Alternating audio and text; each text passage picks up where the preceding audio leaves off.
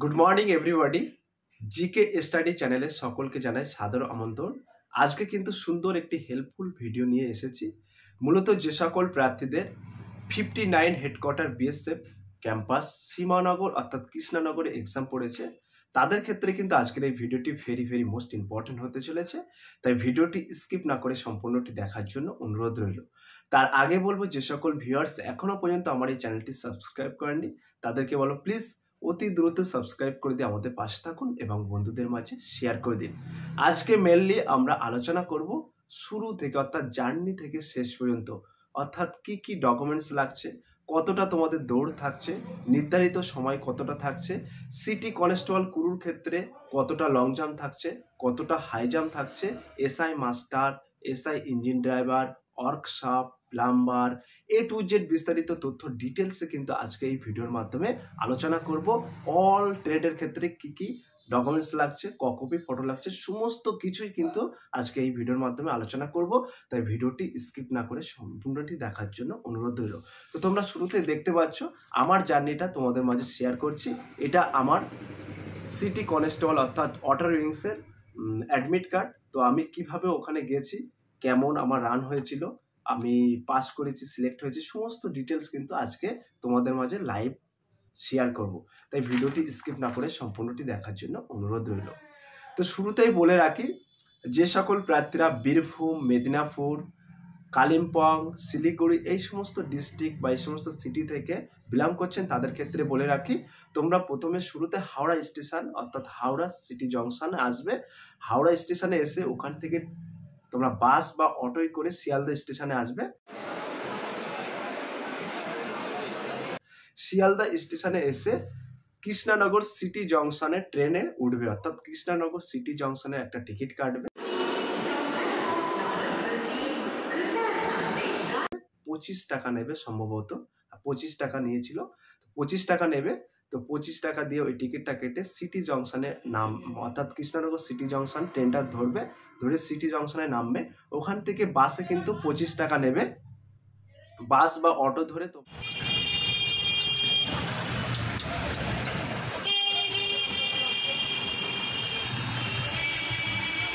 BSF campus সীমানগরে চলে আসবে। আর যে সকল প্রার্থীরা বারাসাত, কলকাতা এই সমস্ত সিটি থেকে বিলং করছেন তারা সরাসরি শিয়ালদা স্টেশনে যাবে। শিয়ালদা স্টেশন থেকে কৃষ্ণনগর সিটি জংশনে ট্রেনে উঠবে, সোজা একদম বিএসএফ ক্যাম্পাস সীমানগরে, ওখানে কিন্তু তোমরা পৌঁছে যাবে।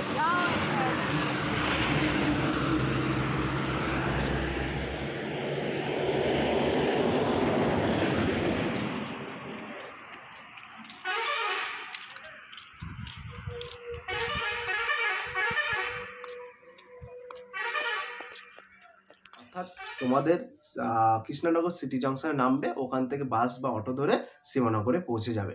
তো শুরুতেই বলে রাখি, আমাদের রিপোর্টিং টাইম ছিল সকাল 6টা। তোমরা এখানে দেখতে পাচ্ছ 6টা কিন্তু উল্লেখ করা আছে। তো আমাদের এখানে 6টায় উল্লেখ করা আছে। আমার কিন্তু র্যালি হয়েছিল 59 ব্যাটালিয়ন বিএসএফ সীমানগর।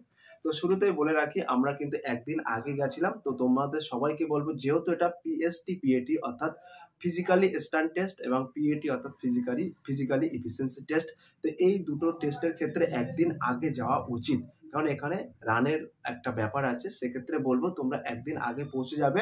ওখানে কিন্তু পাশে 80 টাকা, 70 টাকা, 100 টাকায় ঘর ভাড়া পাওয়া যাচ্ছে। শুধু স্বল্প মাত্রায় তোমরা একটা ঘর ভাড়া করবে, কেবলমাত্র রাত টুকটানি তোমরা থাকবে। তো সেক্ষেত্রে বলবো তোমরা 200, 300, 400 টাকায় ঘর ভাড়া করবে না, 50-60 টাকায় ঘর পাওয়া যাচ্ছে। সেখানে অনেকগুলো ক্যান্ডিডেট থাকছে, 10 জন 15 জন থাকছে। তো 50-60 টাকা দিয়ে একটা ঘর ভাড়া করে নেবে। সকাল 6টার সময় উঠবে, উঠে ব্রাশ করবে, কিছু খাবে, খেয়ে সোজা বিএসএফ ক্যাম্পাস সীমানগরে অর্থাৎ 194 ব্যাটালিয়ন, যেহেতু আমাদের লেখা আছে 59 ব্যাটালিয়ন, তো আমাদের কিন্তু 194 ব্যাটালিয়ন থেকেই কিন্তু ঢোকাচ্ছে। আর ভিতরে কিন্তু 59 ব্যাটালিয়নে ওখানে আমাদেরকে রান হয়েছে। তো শুরু থেকে আমি বলে রাখি, তো তোমাদের প্রথমে তো বলে রাখি, ওখানে কিন্তু তোমাদের বিএসএফরা রাস্তার পাশ দিয়ে কিন্তু লাইন আপ করে দিচ্ছে, মানে দাঁড় করিয়ে দিচ্ছে। দাঁড় করানোর পরে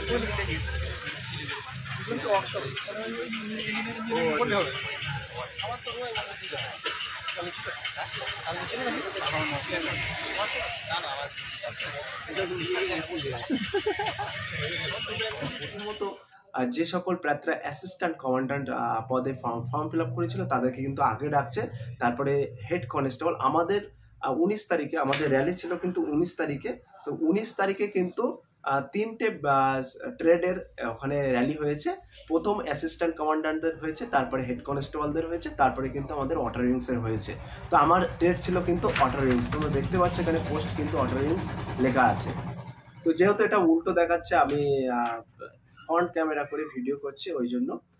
তো আমাদের ওয়াটার রিংস ছিল। তো প্রথমে তো তোমাদের লাইনে দাঁড় করিয়ে দেবে এবং সুন্দর 59 ব্যাটালিয়নের বিএসএফদের কিন্তু পরিবেশও খুব সুন্দর, কোনো মারধর কিছু বকাবকি করছে না, আর সুন্দর কিন্তু পরিষেবা দিচ্ছে।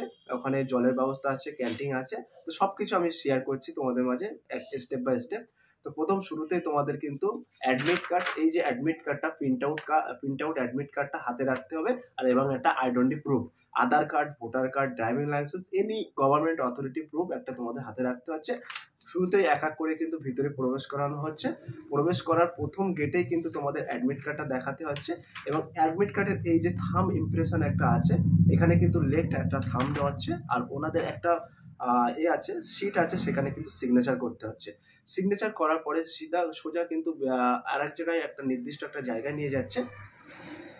সেই নির্দিষ্ট জায়গায় কিন্তু কিছুক্ষণ বসিয়ে রাখছে। বসিয়ে রাখার পরে কিন্তু তোমাদের প্রথমত একটা চেস্ট নাম্বার দিচ্ছে। সেই চেস্ট নাম্বারে কিন্তু স্ক্যানার আছে, 4টে স্ক্যানার আছে, পিছনে 2টো স্ক্যানার আছে, সামনে 2টো স্ক্যানার আছে, এবং সেখানে নির্দিষ্ট জায়গায় কিন্তু চেস্ট নাম্বারের নাম, তোমার চেস্ট নাম্বার উল্লেখ করা আছে, তার পাশাপাশি কিন্তু স্ক্যানার থাকছে।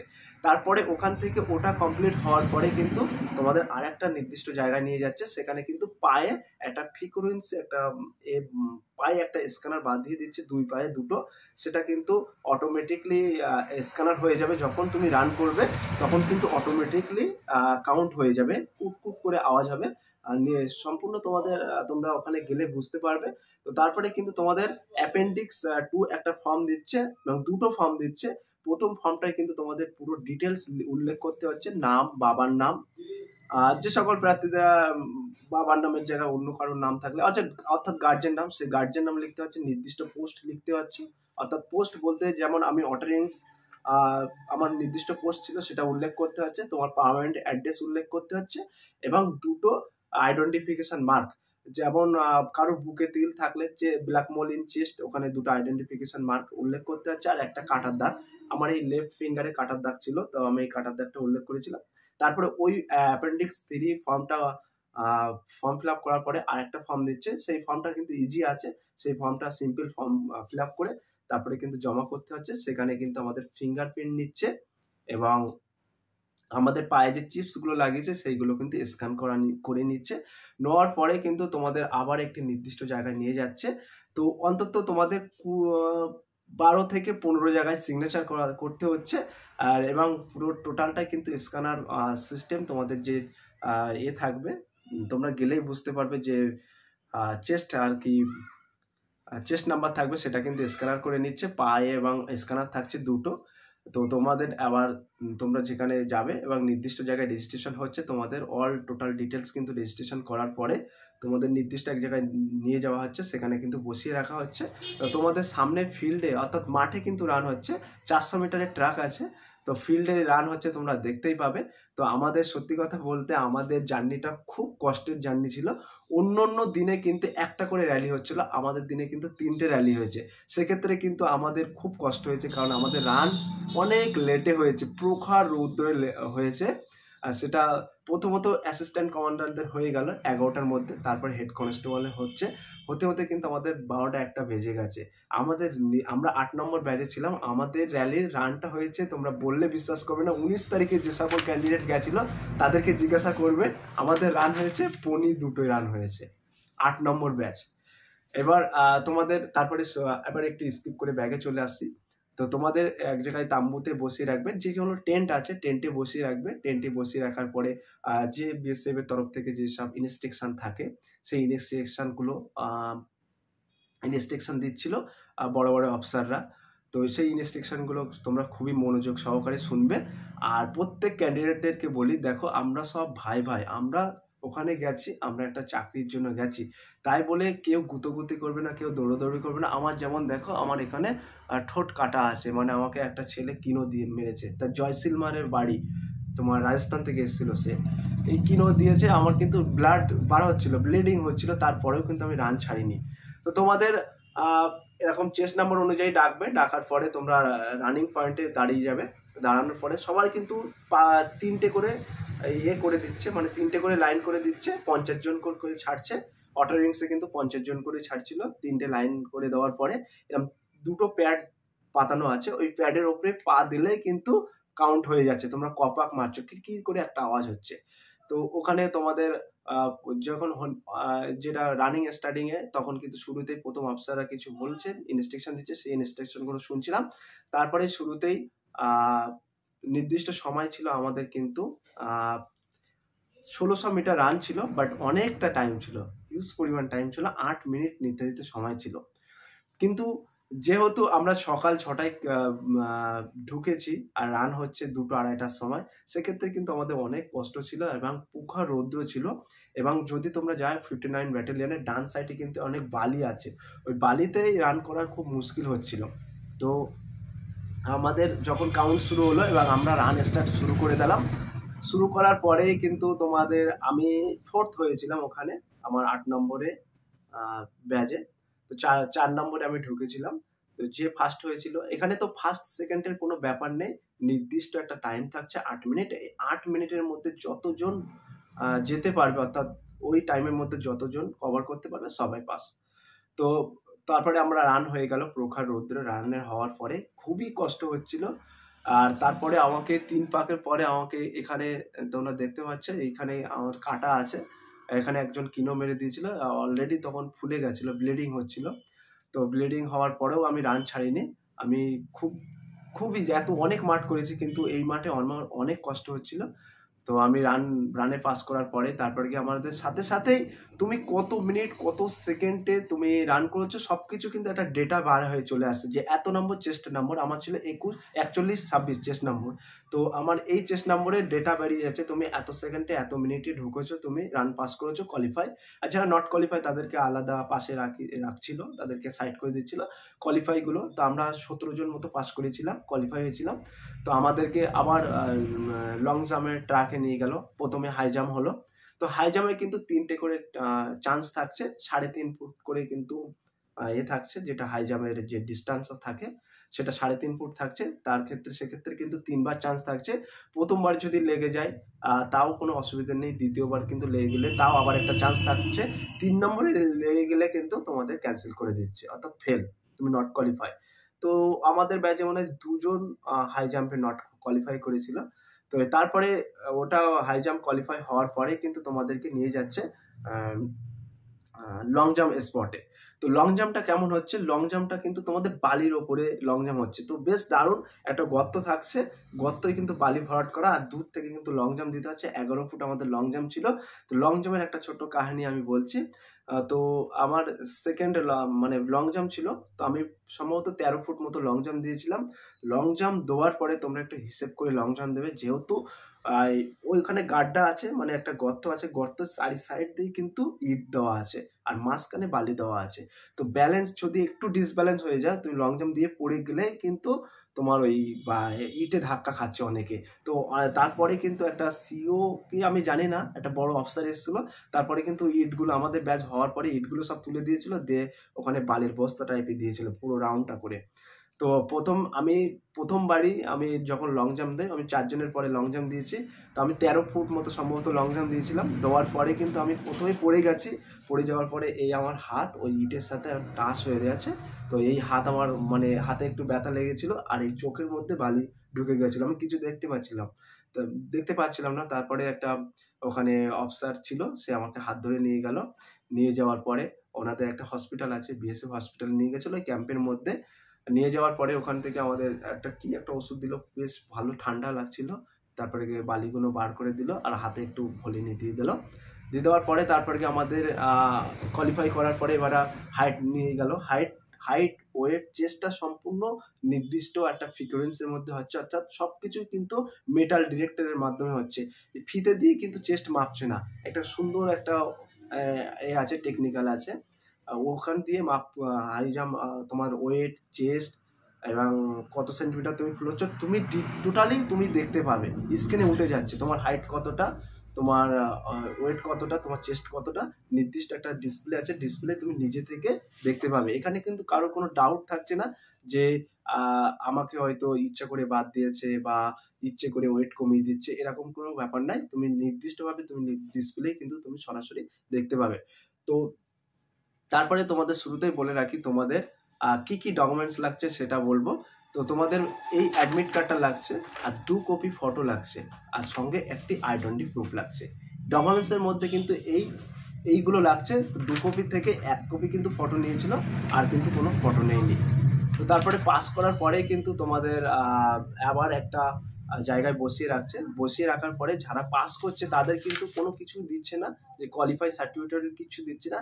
যারা নট কোয়ালিফাই তাদেরকে কিন্তু একটা রেজিস্ট্রেশন স্লিপ দিচ্ছে, সেই স্লিপটা ওদের হাতে দিয়ে দিচ্ছে। নট কোয়ালিফাইগুলো কিন্তু প্রথমেই তোমার ক্যাম্প থেকে আর কি আগে ওদেরকে ছেড়ে দিচ্ছে। তারপরে যারা কোয়ালিফাই করছে তাদেরকে আবার চেস্ট নাম্বার সব খুলে দিতে হচ্ছে, খুলে দেওয়ার পরে আবার সই সিগনেচার করতে হচ্ছে। অন্তত অনেক জায়গায় তোমাদের সিগনেচার করতে হবে। আমি হয়তো সুন্দর গুছিয়ে তোমাদের মাঝে বলতে পারছি না, বাট তোমরা গেলে সেটা বুঝতে পারবে। তো আমি যতটুকু বলার করছি সেইগুলো আমি তোমাদের মাঝে শেয়ার করছি। তো তারপরে ওখানে নির্দিষ্ট একটা ক্যান্টিন আছে, তোমরা পারলে ক্যান্টিনে খেয়ে নেবে। ক্যান্টিনে আছে লাড্ডু আর দিলকুশ আছে, আর জমজম রসগোল্লা আছে, আর কিছু নেই। তো বাঙালিদের ক্ষেত্রে একটু অসুবিধা হবে আশা রাখি। তো তোমরা তোমাদের বললাম পুরো ফুল জার্নিটা কিন্তু তোমাদের মাঝে শেয়ার করলাম।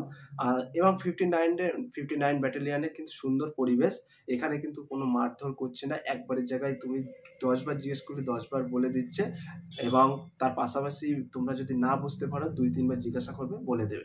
তো তোমাদের ডকুমেন্টসের জন্য কিন্তু লাগছে শুধু অ্যাডমিট কার্ড, একটি আইডেন্টি অথরিটি প্রুফ এবং 2 কপি ফটো, আর কিচ্ছু কিন্তু লাগছে না। তো শুরু থেকে জার্নি থেকে শেষ পর্যন্ত কিন্তু আমি তোমাদের মাঝে শেয়ার করলাম। আর তোমাদের প্রথমত বলে রাখি, দেখো তুমি যখন প্যাডে পা দেবে তখন থেকে কিন্তু তোমার টাইম কাউন্ট হচ্ছে, ঠিক আছে? পা দেওয়ার এই না যে ফার্স্ট চলে গেল বলে তোমার কাউন্ট শুরু, তোমার টাইম শুরু হয়ে গেল, এরকম কোনো ব্যাপার না। যখন প্যাডে পা দেবে শুরু হয়ে গেল কাউন্ট। তারপরে চক্কর মারবে, কিরকির করে আওয়াজ হবে, তোমার 4টে চক্কর মারতে হবে। তোমরা একটা হাতে একটা হিসেব করে রেখো। অনেক ক্ষেত্রে অনেকজন 5 পাক মারছে, অনেকজন 3 পাক মেরে ঢুকে যাচ্ছে, ভাবছে যে আমার 4 পাক হয়ে গেছে। তোমরা একটু ওইটা হিসেব রাখো, ওইগুলো কিন্তু আমাদের নিজেদের হিসেব রাখতে হবে, কোনো বিএসএফ অথরিটি কেউ কিন্তু ওটা হিসেব রাখবে না। এখানে কিন্তু কোনো রকম টোকেন দিচ্ছে না, এখানে 4 পাক তোমাকে মনে রাখতে হবে। ক্লিয়ার? তো 8 মিনিট মানে নির্দিষ্ট 8 মিনিট মানে অনেক টাইম, হিউজ পরিমাণ টাইম, সেক্ষেত্রে বলে রাখি। তবে যেহেতু প্রখর রৌদ্রে, সেক্ষেত্রে কিন্তু অনেক ছেলেপিলে ফেল করেছিল, কারণ রৌদ্রে এক তেজ ছিল অনেক, আর দ্বিতীয়ত বালি ছিল বলে গরম হচ্ছিল, আর তৃতীয়ত অনেক সব ছেলেপিলে ভুকা ছিল, মানে খিদে ছিল, মানুষের পেটে খিদে ছিল, সেক্ষেত্রে কিন্তু রান করতে পারিনি। তো আমার জার্নিটা কিন্তু আমি শুরু থেকে তোমাদের শেষ পর্যন্ত সব কিছুই বললাম। আর এবং আমার একটি চ্যানেল আছে, জিকে স্টাডি চ্যানেল। এই চ্যানেলটাই কিন্তু আমার, যদি আজকের এই ভিডিওটি ভালো লেগে থাকে প্লিজ লাইক, কমেন্ট এবং শেয়ার করে দিন বন্ধুদের মাঝে। এবং যে সকল প্রার্থীরা এখনও পর্যন্ত আমার এই চ্যানেলটি সাবস্ক্রাইব করেনি তাদেরকে বলবো প্লিজ অতি দ্রুত সাবস্ক্রাইব করে দিয়ে আমাদের পাশে থাকুন এবং বন্ধুদের মাঝে শেয়ার করে দিন। টাটা।